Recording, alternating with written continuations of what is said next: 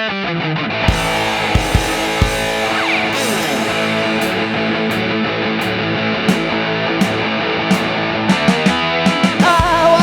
lumped up tonight. Listen to Rob Rossi and Rock a Mine on the only podcast that I'll hear that won't make me wanna rip off my ears. Oh, the Rock Show, the Rock Show, the Rock Show, the Rock Show, the Rock Show. The Rock Show, oh, I want the Rock Show.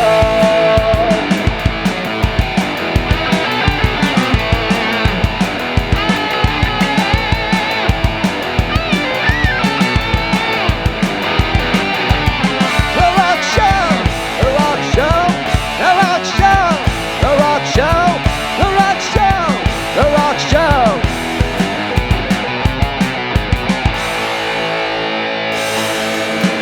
I want the Rock Show.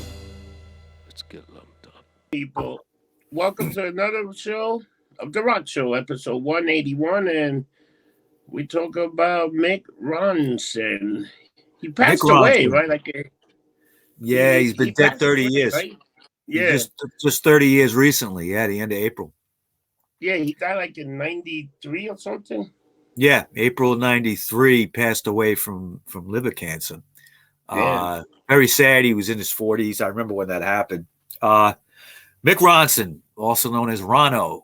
Ronno. And what an amazing guitar player.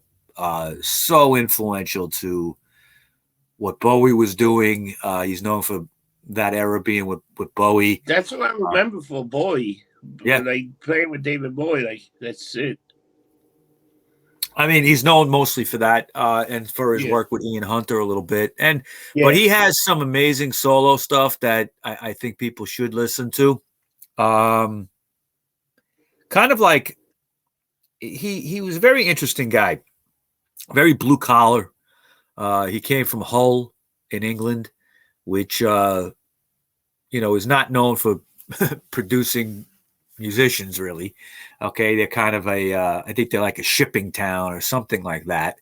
Okay, and on the water, I believe. And very blue collar. He has a very thick accent, known to that area. He was a little tough to understand as far as even British accents go. He spent time as a mechanic. He spent time in working for the parks department. He was kind of like a regular guy that just played music, and played really good music. Really good music. And he had a very distinctive sound, which I'll get into on how he did that particular sound. So let's get into the meat and potatoes here. And he was born May 26, 1946 in the Hull area of England, like I said before. He was the first son of George and Minnie Ronson and had two younger siblings, Maggie and David. His family were practicing Mormons, okay? And as a child, he was trained classically to play piano. He was also could play the recorder and the violin, and later on the harmonium, okay, which is kind of like an organ type thing. He initially wanted to play the cello. He was very interested in playing that, but once he heard Dwayne Eddy on the radio as a teenager, he said, "No, I want to play guitar."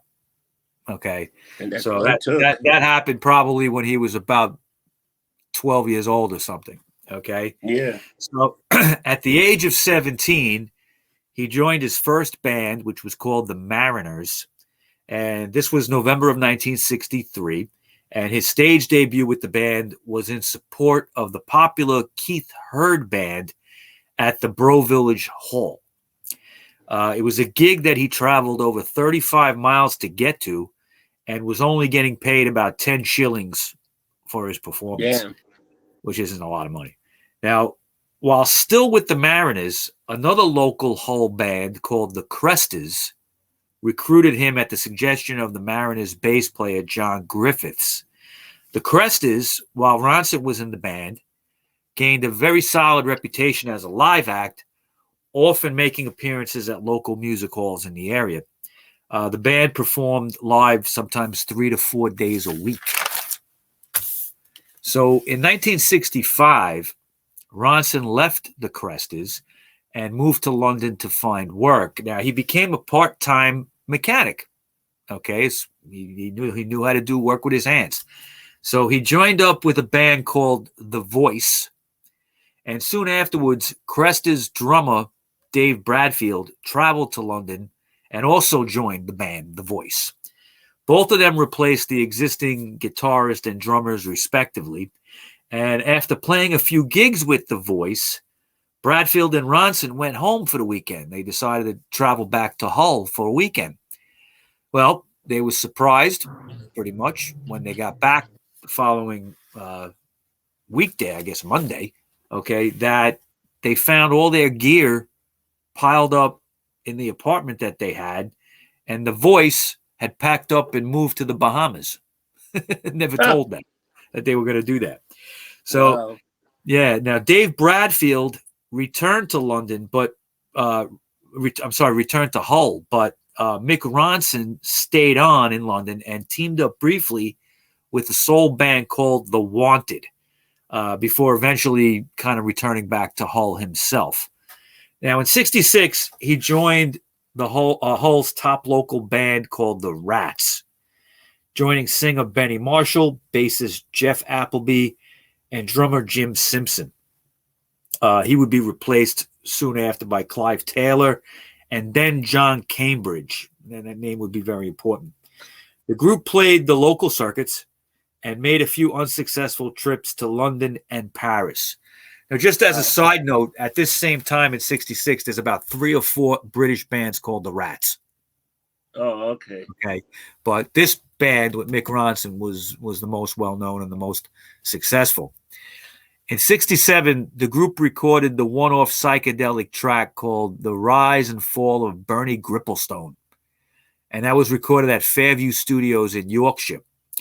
It can be heard on a 2008 release called Front Room Masters, Fairview Studios 1966 through 1973, if you want to check out some very early Mick Ronson. In 1968, it saw the band briefly change their name from The Rats to the name Treacle. Treacle. They would book Treacle, Treacle. Yeah.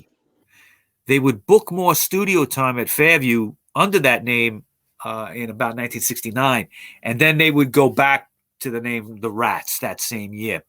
Around this time, Ronson was recommended by musician Rick Kemp to play guitar on singer-songwriter Michael Chapman's Fully Qualified Survivor album. Okay, he plays on it. In 1968, Keith Ched Cheeseman joined the Rats, replacing Jeff Appleby on bass, and the lineup of Ronson, Marshall, Cheeseman, and Cambridge entered the Fairview studio to record Guitar Boogie, another track called Stop and Get a Hold of Myself, and also a track called Morning Dew. Morning Dew. Now, when Cambridge left the Rats to join his former Hullabaloo's bandmate Mick Wayne in a band called Junior's Eyes, he was replaced then by Mick Woody Woodmansey. Okay, you might know that name from the Spiders from Mars. You know, Bowie's band. Okay, yeah, he's the guy with the long silver sideburns. Okay, he plays bass. In November of '69, the band recorded a final session at Fairview, taping Telephone Blues and Early in Spring. In March of 1970, during the recording sessions for Elton John's album Tumbleweed Connection, Ronson played guitar for him on a track called Madman Across the Water. This version of the song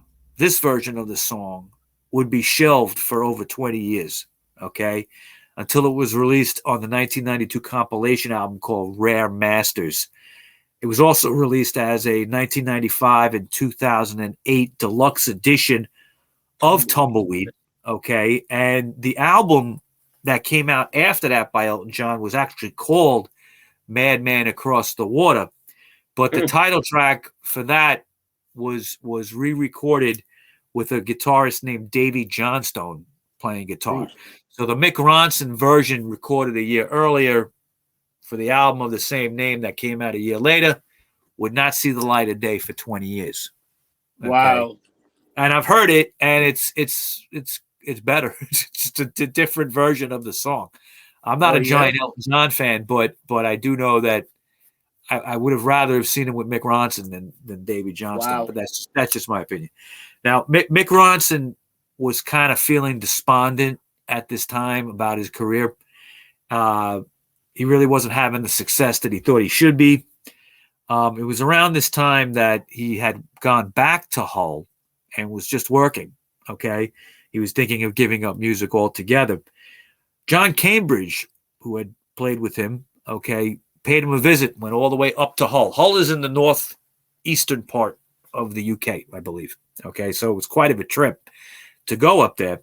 Found him working for the Parks Department. Okay. And when he found him, he was actually putting the marks on a rugby field. Okay, a rugby field over there, they call it a pitch. Okay, so he was marking the pitch.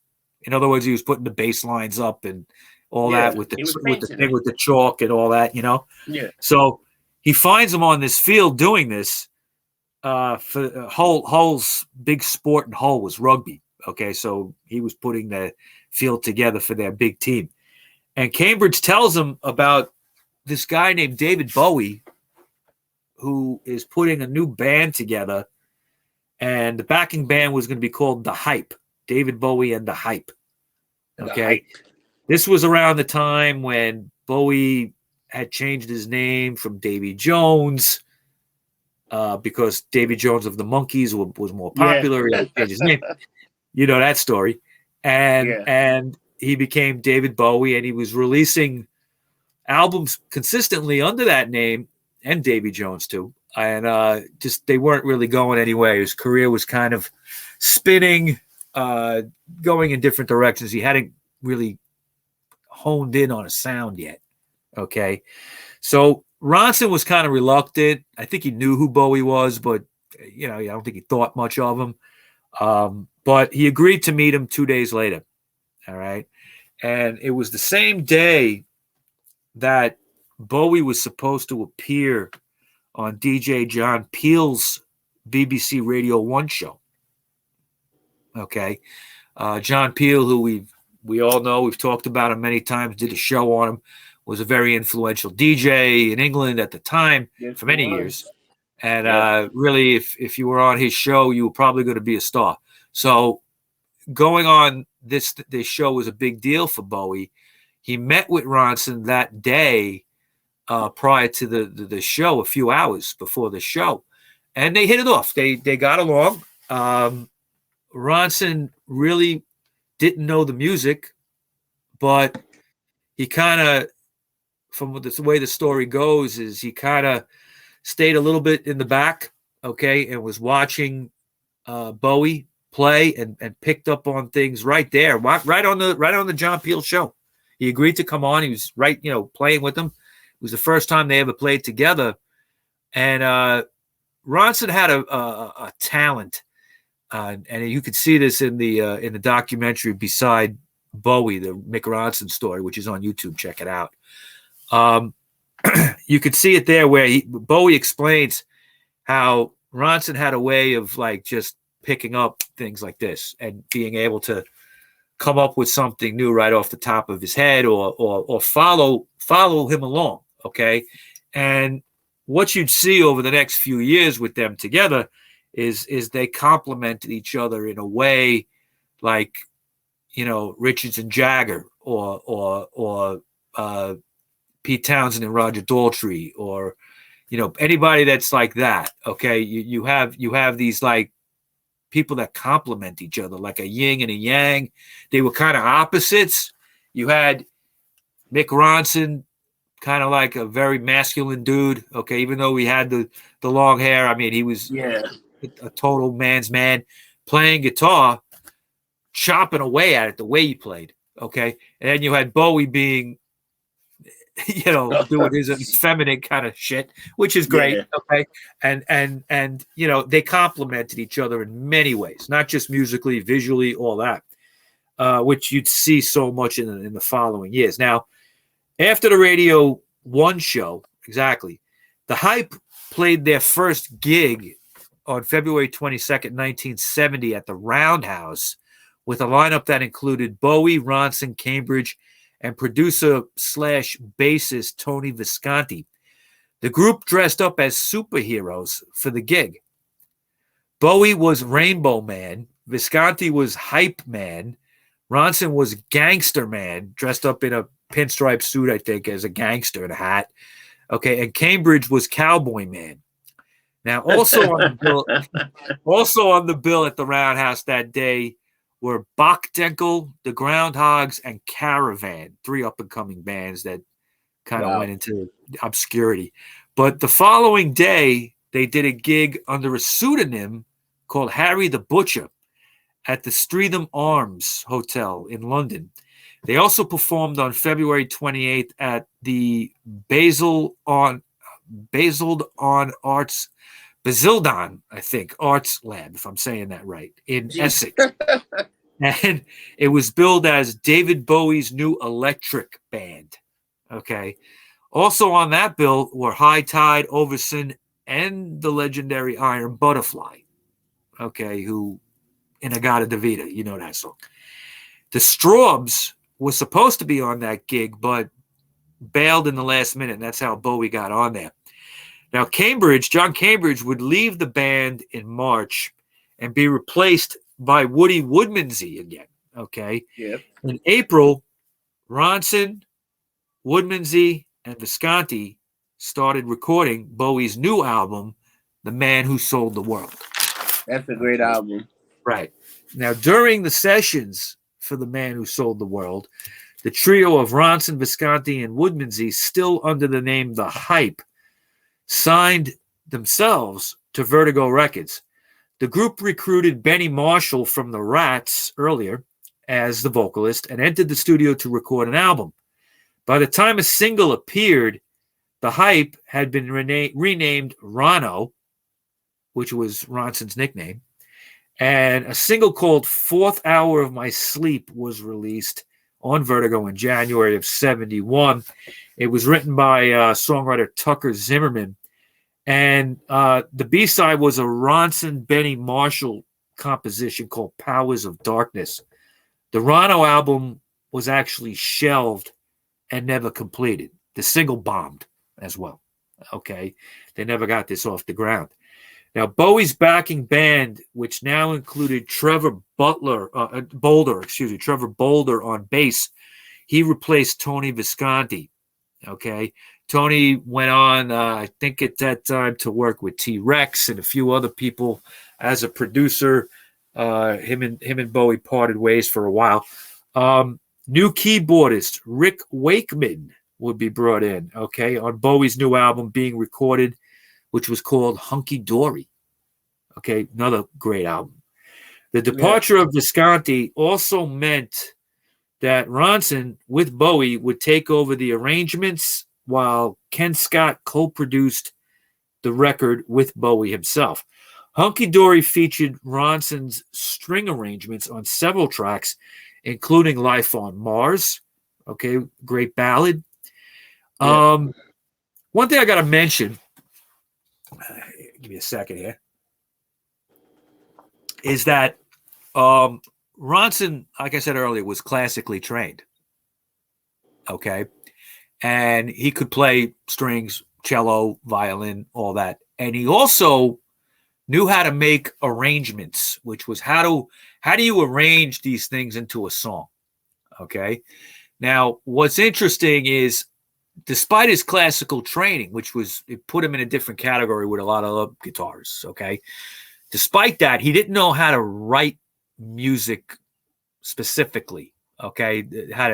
He could read music, notes, but he didn't know how to write it out in arrangements. When you do arrangements, there's a way to do it. I'm not an expert, but I know that everybody's part has to be in a certain line on the arrangements when you're reading it. He didn't know how to do that. And Tony Visconti taught him how to do that. Okay. Wow. And this would be very important to Ronson because it would be things he would fall back on doing arrangements for people for many years. Okay. After he left Bowie and stuff like that. There's also some people coming up we'll talk about that he did arrangements for, and he would write these things out.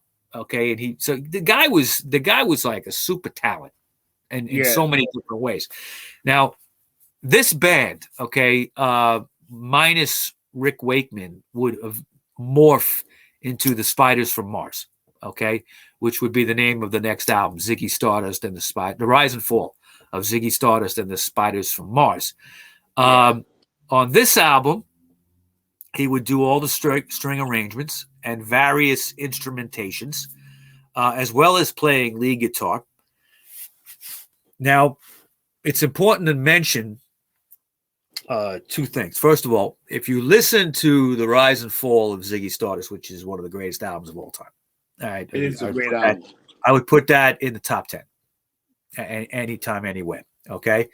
He has a distinctive sound on his guitar, and it would follow through everything else that he did. Okay. But it really comes through, I think, on this album more than anywhere else, where his guitar has this like honking, almost, he described it that way, sound. Okay. It sounds like nothing else. All right. And what he did to get it is he used a wah-wah pedal. He would put the amp, play his guitar through a wah-wah pedal and just plug it into the amp. And he would take the pedal and keep it in like a half open position. All right. Now, I'm not a real guitar player. I can't tell you much more than that, but I know that's how he got a lot of his sound doing this. So keeping in mind, guitar players out there listening, that's how you get the Rano sound, is you keep that wah-wah pedal open about halfway. If I'm wrong in any way, let me know. I got that actually from Ronson himself in the documentary. He says that, and I thought it'd be cool to pass that on. The other thing I got to mention is just how important this album was to the emerging punk scene that would happen 3 years later. Okay. Ronson's guitar playing was totally influenced like Steve Jones and the Pistols. Johnny Thunders was even influenced over in America. All the Ramones, all those great bands in the 70s were influenced by Bowie. Okay. And Ronson's guitar. So in 72, Ronson also provided a strings and brass arrangement for the song Sea Diver on the Bowie-produced All the Young Dudes album for Mott the Hoople. Mott the Hoople, as you know, you might know the story. They'd been around for a few years, about to break up. Bowie finds out about this and says, no, don't break up. I'll produce your next album. I'll give you a song. I'll play this for you right now. What do you think of it? It was All the Young Dudes, which was something that he had written, performed it a little bit, and treated it almost like a throwaway. And he gave it to them, and they loved it. It was a song that Ian Hunter could sing.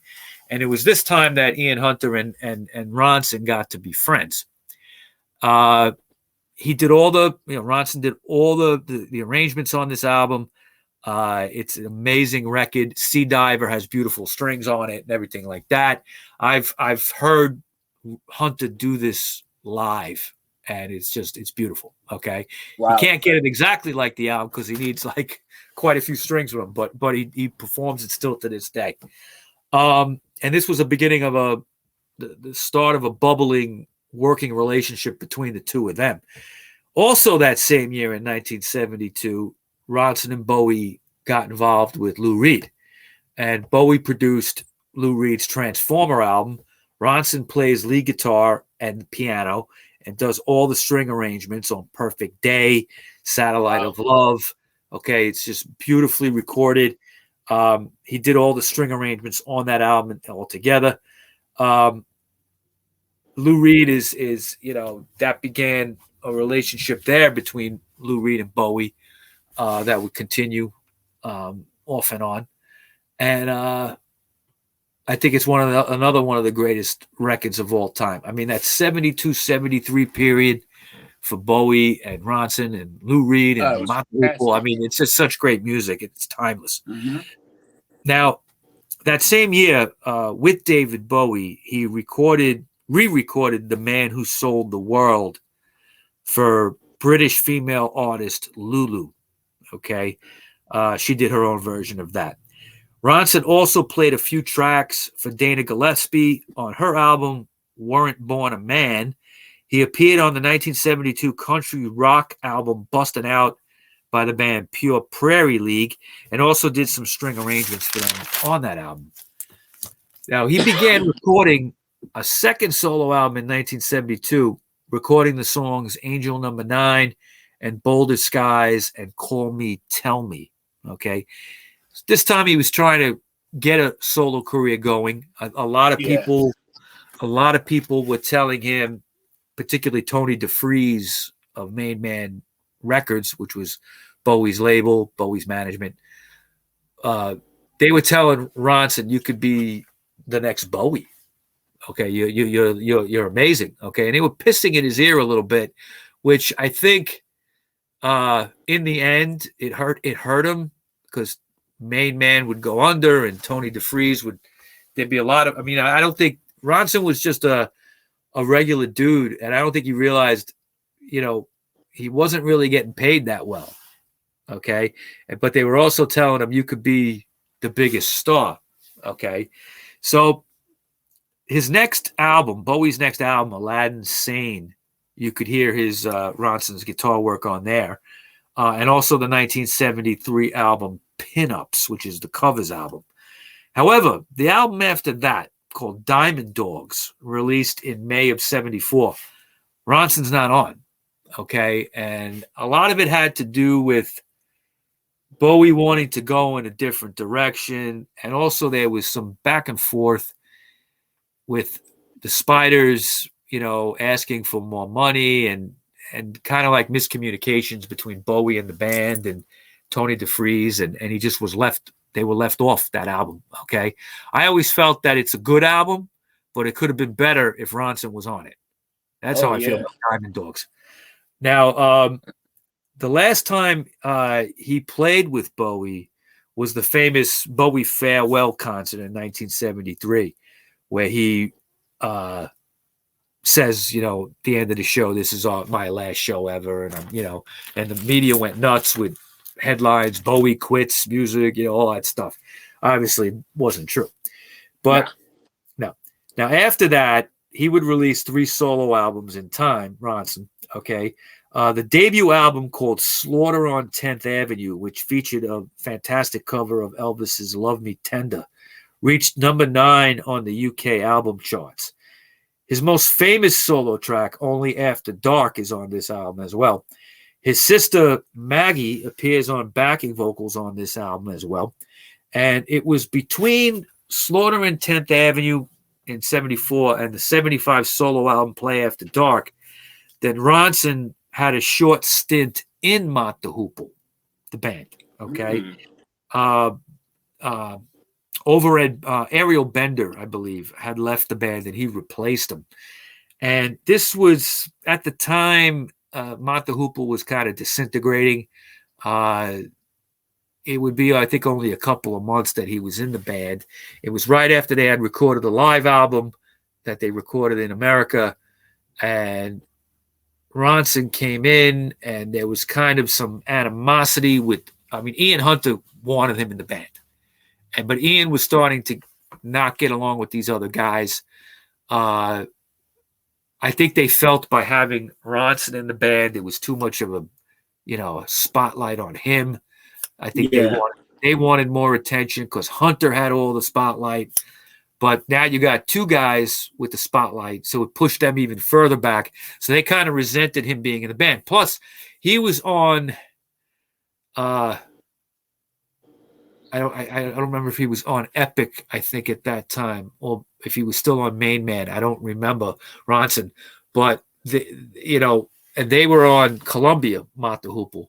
So what would happen is at gigs, a limo would come for Ronson from his record label, and not the other guys, and they would be in a separate limo. So it was just a bad it was a bad mix happening. Yeah, I mean, it just didn't look good. They didn't look like a band, and it didn't work out. So what would happen is, Hunter in 1975 would take Ronson with him and begin a solo career. Okay, and he would work on his first solo album, which is just called Ian Hunter.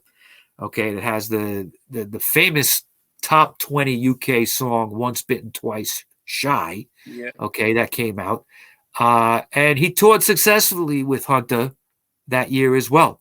And you know, it began another era in his career, playing with this other guy. Hunter was not Bowie, but he's a fantastic songwriter in himself. Now, he had recorded the Annette Peacock song "I'm the One" for Slaughter on 10th Avenue, that album. And in return, he played on tracks for her release on the album X Dreams. In 76, Ronson contributed guitar to the title track on David Cassidy's Getting It in the Street. And on February 11th, 1977, the single Billy Porter, backed with 7 Days, was released on RCA Victor. That was a solo single. Unfortunately, it flopped. Now, Roger Daltrey, who admired Ronson a lot, used him on his 1977 solo effort, One of the Boys. In 78, punk band Slaughter and the Dogs employed Ronson on 2 tracks for their album Do It Dog Style, one of my favorites. Do It Dog Style. That's pretty funny. In 1979, Ronson and Ian Hunter appeared on and produced Ellen Foley's debut album called Night Out, which had 2 hits, one called We Belong to the Night and What's the Matter, Baby. Very kind of like singer-songwriter kind of stuff, orchestral a bit, okay? Not bad, okay? So he also played guitar on Roger C. Reel's Reptiles in Motion album. Was recorded in 1979, but unfortunately that was never released for 40 years. Okay, 2019, okay, it would come out. Because the label, Big Sound, based in Connecticut, went bankrupt. And Roger C. Reels couldn't get the masters until 2019 to put it out. So in 1992, Ronson worked with, of all people, John Mellencamp on his album American Fool. Okay, a lot of people don't know about Ronson's influence on this album, and he gets a credit, okay? Oh, yeah. On the record, okay? One song in particular that everybody knows, Jack and Diane. Yeah. Okay, that was a huge hit for John Mellencamp, who was known as, was he John Cougar then, or John Cougar Mellencamp at that? I think he was just John Cougar. John Cougar Mellencamp. Wasn't he just John Cougar? No, it was John Cougar Mellencamp. I think when that came out, they changed it. Now he's just John Mellencamp. No, I think that the order of it was when he first came out, the first like 2 albums or something, is just John Cougar. Then he became John Cougar Mellencamp. Then he became John Mellencamp. I think that's the if I'm wrong, I'm sorry. So I think if you go look at an American Fool album, I think it says John Cougar. Okay. But this song was a huge #1 hit. Okay. Now the overall sound of that song, with the "Let It Rock, Let It Roll," like a choir. Okay. That was all Ronson's idea. Oh shit. Okay. That catchy chorus part, okay, is really was Ronson's idea. Now Mellencamp gives Ronson credit for developing that song even to this day. It did go to #1, and so did the album. Okay, the song and the album went to #1. So Ronson, after that, would tour briefly with Midge Ure's band in 1985, but unfortunately that fell apart because he had some financial disagreements with Midge. In 1990, he collaborated with Ian Hunter again on his album Huey Orta. This time giving a writing credit under the name of Hunter Ronson. Finally got a writing credit with Ian. In 93, he appeared on Bowie's Black Tie, White Noise album. Very interesting record. He did a cover of the Cream song I Feel Free, which is a song that they used to do live like 20 years earlier on some live shows. Bowie would do that song, but they never recorded it before.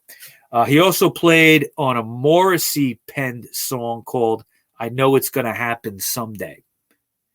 Now, Ronson's third album, called Heaven and Hull, would be released after his death. It was an album that he had been working on. Okay. It featured many artists: Bowie, John Mellencamp, Ian Hunter, Joe Elliott from Def Leppard, Chrissie Hynde, okay, is on it. But sadly, Mick Ronson wouldn't see that album released in his lifetime. Okay. He passed away April 29th, 1993 of liver cancer at the age of 46. What got to me when I watched that documentary called Beside Bowie, the Mick Ronson Story, okay, is just how, you know, how he acted. I mean, when he found out he had liver cancer, he was having pain. Somebody was just nice enough. He didn't have a lot of money. I don't even know if he had medical insurance. Somebody was nice enough to do a couple of like MRI type X-ray things on him. And his sister explains this in the documentary. It's a very moving scene about how 3 tumors are discovered on his liver. And it turns out when they looked at it further, it was like an inoperable type of cancer. So they gave him 3 months to live. He lived 20 months. Okay.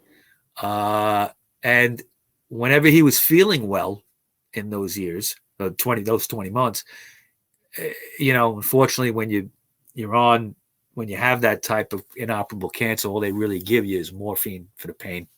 You know, there's not much they can do. So this is also 30 years ago.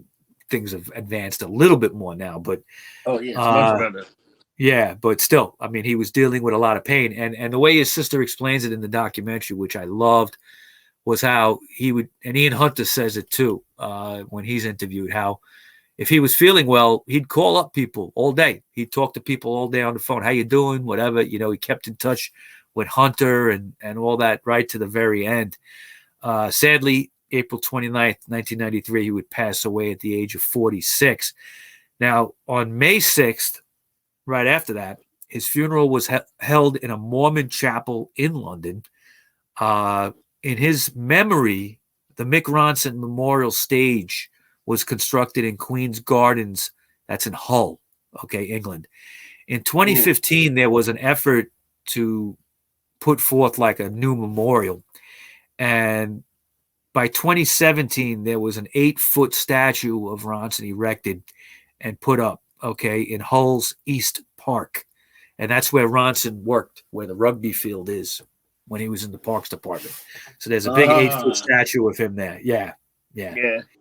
And again, I can't emphasize enough to check out that 90-minute documentary. It's on YouTube. Great. Beside Bowie, the Mick Ronson Story. It came out in 2017. It actually has some narration by Bowie himself, who we know passed away in 2016.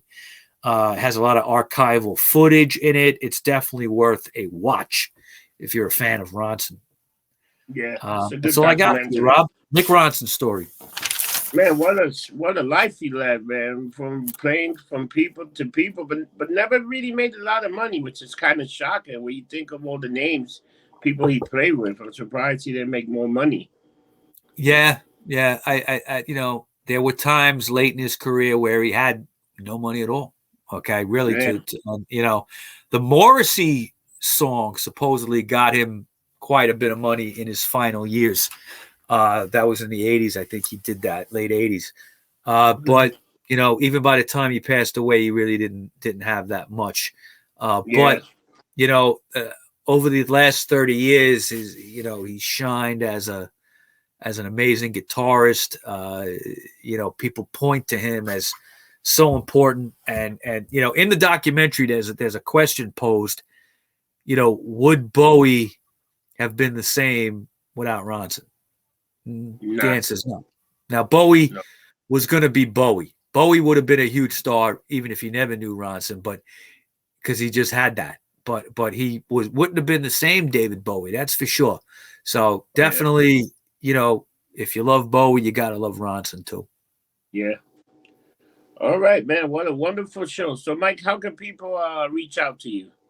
Okay. I'm on Facebook as Rocco Mike, and check out the Rock Show podcast group page on Facebook as well. Subscribe, post music, whatever you like. We have a lot going on there. Also, I'm on Instagram as Rocker Mike 212, Twitter as Rocker Mike 212. I'm also on MeWe, Clout Hub, Getter, Truth Social as Rocker Mike. Just Google Rocker Mike, you'll find me somewhere. How about you, Rob? Yeah. Me, you can find me, especially in the group page. You can send me a note. You can find me on Facebook, Instagram, and Twitter under Getting Lumped Up. And for that, people, have a good one, and we'll see you next week. And remember, don't get drunk. Get lumped up.